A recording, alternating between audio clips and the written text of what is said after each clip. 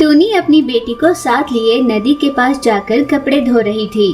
वो जब कपड़े धो रही थी, उसकी नन्ही सी बेटी पास में खेल रही थी। इतने में आसमान में हवाई जहाज जाने लगा। उसे देख टूनी की बेटी ने कहा, माँ देखो देखो वो जा रहा है, उसे जल्दी से पकड़ लो ना माँ, जाओ ना माँ। यूँ हवाई जहाज के लिए जिद करने लगी। बेटा मैंने तुझे कितनी बार समझाया है, हम उसके पास नहीं जा सकते और ना ही उसे पकड़ सकते हैं। यूँ डांट कर कहने पर बेटी पैर पटकती हुई वापस चली गई। टूनी ने कपड़े धो लिए थे। दूर बैठी अपनी बेटी को आवाज लगाकर उसने कहा, चलो घर चलते हैं। नहीं मैं नहीं आऊंगी, तुम चली जाओ। बेटी की नाराजगी की वजह माँ अच्छे से जान गई थी। अच्छा ठीक है, तुम घर चलो, मैं पापा से कहकर तुम्हारे लिए वैसा वाला एक खिलौना मंगवाती हूँ, ठीक है ना बेटा? सच? तो चलो चलते हैं घर। फिर दोनों माँ बेटी कपड़े समेटकर अपने घर पहुँचे। टूनी घर पर खाना पका रही थी। शाम हो चली थी। टूनी का पति ब्रूसली घर वापस लौटा। उसने खाना खाया और थक कर सो गया। टूनी ने अपनी बेटी से कहा, बेटा चलो खाना बन गया है, खा लो।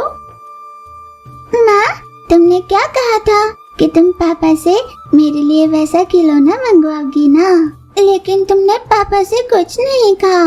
यूँ माँ से रूठकर बेटी ने खाना खाने से मना कर दिया। माँ के लाख समझाने पर भी वो नहीं मानी। उस शोर से ब्रूसली की आंख खुल गई। टूनी क्यों तुम मेरी लाडली को यूँ रुला रही हो? भला मैं उसे क्यों रुलाऊंगी? क्या मुझे इसके मजे आते हैं? पिछले कुछ दिनों से हवाई जहाज दिलाने की जिद पर बैठी है आपकी बेटी। मैं तुम्हारे लिए कल हवाई जहाज लेकर आऊंगा। तुमने जिद छोड़कर माँ की बात मान ली तो मैं कल तुम्हारे लिए खिलौना जरूर लेकर आऊंगा। जब ब्रूसली ने ये कहा तो वो बहुत खुश हो गई। कल मुझे हवाई जहाज मिलेगा। वो खुशी से कूदने लगी। फिर उसने खाना खा लिया। सभी शांति से सो गए। अगले दिन हमेशा की तरह माँ बेटी नदी किनारे पहुँचे।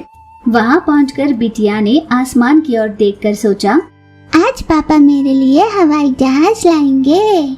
माँ का काम निपट जाने के बाद वे दोनों वहाँ से निकलकर घर पहुँचे। पिता अपने साथ बेटी के लिए हवाई जहाज लेकर आए, पर उसे देखकर बेटी बहुत नाराज हो गई। पापा मुझे ये वाला नहीं, बड़ा वाला हवाई जहाज चाहिए था। ये तो नकली हवाई जहाज है। माता पिता उसे हर तरह से समझाने की कोशिश कर रहे थे। वो इसी जिद पर अड़ी थी कि उसको असली हवाई जहाज चाहिए।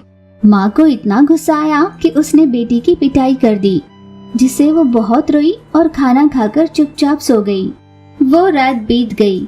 अगली सुबह जब टूनी और उसके पति नींद से जागे तो देखा उनकी बेटी घर पर नहीं थी। वे बहुत चिंता में आ गए और अपनी बेटी की हर तरफ तलाश करने लगे, पर कहीं भी उनकी बेटी का पता ना लगने पर वे दोनों धाए धाए रोने लगे। तभी कहीं से लूसी आई। टूनी भाभी जी, आपकी बेटी उस दाढ़ी वाले स्वामी जी के पास है। लूसी से अपनी बेटी के बारे में जानकर दोनों की जान में जान आई। वे तुरंत वहाँ से निकलकर स्वामी जी के यहाँ पहुँचे। अपनी बेटी को वहाँ पाकर उसे अपने सीने से लगाकर दोनों ने खुशी के आंसू बहाए। स्वामी जी, आपने मेरी बेटी का ख्याल रखा, आपका बहुत धन्यवाद। क्या इसने अपनी दुख की वजह आपको बताई? ये लो, ये जादुई रस्सी अपने पास रख लो। जब भी हवाई जहाज आसमान में उड़ने लगे, इस रस्सी को उसकी ओर फेंककर उसे खींचकर जमीन पर लाना और अपनी बेटी को उस पर चढ़कर खेलने देना। पर स्वामी जी, हम ऐसा कब तक कर पाएंगे? जब तक हवाई जहाज से इसका मन न भर जाए तब तक इसे खेलने दीजिए। बाद में उसे समझा देना कि इस चीज को लेकर इतनी जिद नहीं करते। बेटी और रस्सी को साथ लिए अपने घर पहुँचे। अगली सुबह नदी किनारे पहुंचकर उन्होंने आसमान में उड़ रहे हवाई जहाज पर स्वामी जी की जादुई रस्सी को फेंका। उसे खींचकर जमीन पर ले आए। वो तुरंत उसके अंदर चढ़कर बैठी और उसकी सैर करने लगी। बहुत समय तक यूं ही सैर करने के बाद वो हवाई जहाज से बाहर निकली। फिर हवाई जहाज वहाँ से चला जाता। हर रोज यही खेल खेल कर बेटी ऊब चुकी थी। माँ, अब मुझे हवाई जहाज से नहीं खेलना, अब मैं बोर हो गई हूँ। टूनी की बेटी उस दिन से पापा के लाए हुए उस हवाई जहाज खिलौने से खेलने लगी, जिससे माता पिता बहुत खुश हुए। और आभार मानने के लिए स्वामी जी के पास गए और उनकी जादुई रस्सी को उन्हें वापस लौटा दिया। स्वामी जी ने कहा, इस जादुई रस्सी को अपने पास ही रख लो। इसके पास रहे किसी भी खिलौनों को अगर ये इस रस्सी से बांधेगी तो वो विशाल बन जाएगा। शाम होने तक वो पहले जैसे आकार में आ जाएगा। तब टूनी ने मन ही मन सोचा, ये बात पहले ही कह देते तो अच्छा था ना। अगर मैंने पहले ही ये आपसे कह दिया होता तो तब भी आपकी बेटी आसमान में उड़ रहे जहाज की ही जिद करती, इसलिए मुझे ऐसा करना पड़ा। स्वामी जी ने उनकी मन की बात जान ली, इसलिए टूनी बोली, स्वामी जी क्षमा कर देना। फिर माता पिता वहाँ से घर लौटे। वैसे तो उस दिन के बाद उन्हें उस रस्सी की कोई जरूरत नहीं पड़ी और समय के साथ धीरे धीरे उनकी बेटी ये बात भूल चुकी थी। टूनी ने अपने घर पर चीनी की मिठाई बनाकर कई महिला पक्षियों को रोजगार दिलाया था। वे चीनी की मिठाई बनाते और दुकानों में उसकी सप्लाई करते। इस तरह से तो टूनी पैसे कमाती ही थी और साथ ही साथ कॉटन कैंडी का ठेला भी चलाती थी। वो सड़क के किनारे धूप में खड़ी होकर दिन भर मेहनत करती। चीनी की मिठाई ले लो, चीनी की मिठाई बहुत ही मीठी मीठी मजेदार, मुंह में रखो तो एकदम घुल जाए। यूँ दिन भर ग्राहकों को इकट्ठा कर अपनी मिठाई बेचती। टूनी का पति डोरा खेती में मेहनत कर पैसे कमाया करता। यूँ दोनों मेहनत कर पैसे कमा रहे थे और उन पैसों को बचा कर रखते थे। एक दिन पति पत्नी घर पर बैठे यूं ही बात कर रहे थे। हम इसी तरह पैसों को जमा कर अपने बेटे को भेजते रहेंगे तो उसकी पढ़ाई पूरी हो जाएगी। आप इन पैसों को अपने बेटे को दे कर आइए। पति डोरा ने हाँ कहा। शहर में पढ़ाई कर रहे अपने बेटे को डोरा ने पैसे दिए। तभी उनकी प्रिंसिपल लूसी ने आकर कहा, क्या ये आपका बेटा है? जी हाँ, ये हमारा बेटा है। इस पर प्रिंसिपल ने गुस्से से कहा, ये कॉलेज ठीक से अटेंड नहीं करता। देखिए इसके अटेंडेंस कितने कम है और कॉलेज के हॉस्टल में न रहकर ये कहीं बाहर रहता है। हर विषय में फेल हो चुका है। अगर ऐसे ही चलता रहा तो इसकी पढ़ाई व्यर्थ है और आपके पैसे भी। मेरी बात माने तो इसे कहीं काम पर लगा दीजिए। प्रिंसिपल की बातें सुन डोरा स्तब्ध रह गया। डोरा ने बेटे को सामान समेटने के लिए कहा। उसे टोकते हुए बेटे ने कहा, ऐसी बात नहीं है पापा, आप मेरी बात तो सुनो। तुम चुपचाप अपना सामान समेटो और चलो। बेटे ने अपना सामान समेटा और पिता के साथ अपने गांव वापस लौटा। उन दोनों को साथ लौटा देख, अरे छुट्टियां लगी है क्या कॉलेज की? दुखी होते हुए डोरा ने कहा, अब तुम्हारा बेटा बहुत बड़ा हो गया है, कॉलेज नहीं जाता वो, और क्या कर रहा है ये तुम ही उससे पूछो। ये कहते हुए दुखी होकर वो बाहर चला गया। मैं और तुम्हारे बाबूजी दिन रात मेहनत करते ही किस लिए हैं? ताकि तुम जिंदगी में कुछ बनो, और ये सब हमने हमारे स्वार्थ के लिए नहीं किया, तुम्हारी जिंदगी बनाने के लिए। हमने दिन रात जी तोड़ मेहनत कर ना चाहते हुए भी तुम्हारी पढ़ाई के लिए पैसे भेजे। कम से कम हमारे खानदान से तू पढ़ लिख कर बड़ा हो जाए, यही सोचकर तुम्हारे पापा दिन रात खेती में पसीना बहाकर तुझे पैसे भेजते रहे।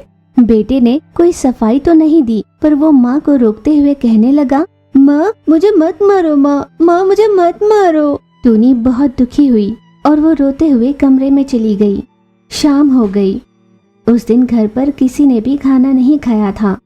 अगली सुबह डोरा ने अपनी पत्नी से कहा, टूनी, अब तुम्हें ठेला लेकर जाने की कोई जरूरत नहीं। अब अपना बेटा आ गया है ना, वही करेगा वो काम।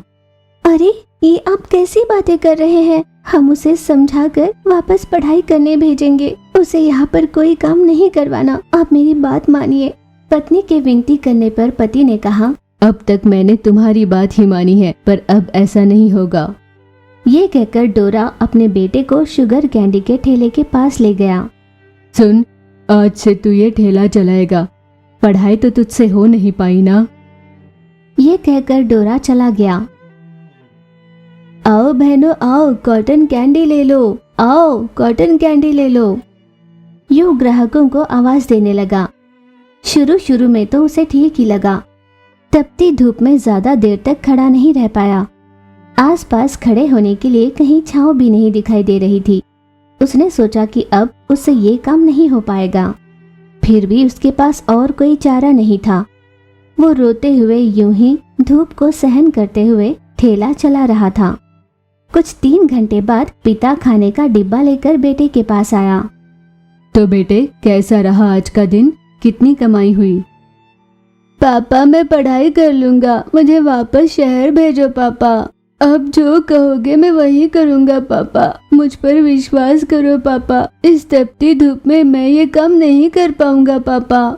इस पर पिता ने कहा, बेटा, तुमसे यहाँ एक दिन भी खड़ा नहीं रहा गया ना। सोचो, तुम्हारी माँ हर दिन धूप में खड़ी होकर चीनी की मिठाई बेचती थी। उसका दर्द तुम्हें समझ में नहीं आया? तुम पढ़ाई नहीं करना चाहते थे, फिर भी जी तोड़ मेहनत कर वो तुम्हें पढ़ाना चाहती थी। मैं तो मर्द हूँ, कोई न कोई काम कर पैसे कमा ही लूंगा, पर वो औरत है। एक औरत का इतनी मेहनत कर पैसे कमाना कोई छोटी बात नहीं होती, और वो ये सब तुम्हारी पढ़ाई के लिए करती थी। कम से कम अब मन लगाकर पढ़ाई करना, अपनी माँ के सपनों को पूरा करना। बेटे को अपनी गलती का एहसास हुआ, वो मान गया। फिर वे दोनों अपने घर लौटे। अगले ही दिन बेटा वापस शहर चला गया। उसके कॉलेज के दोस्तों के कई बार कहने पर भी उनके साथ सैर सपाटे के लिए नहीं जाता, बल्कि कॉलेज के हॉस्टल में ही रहते हुए पढ़ाई करता। उसने इतनी मेहनत की कि हर विषय में वही अव्वल आया। उस साल के वार्षिक परीक्षा में वो कॉलेज में अव्वल आया।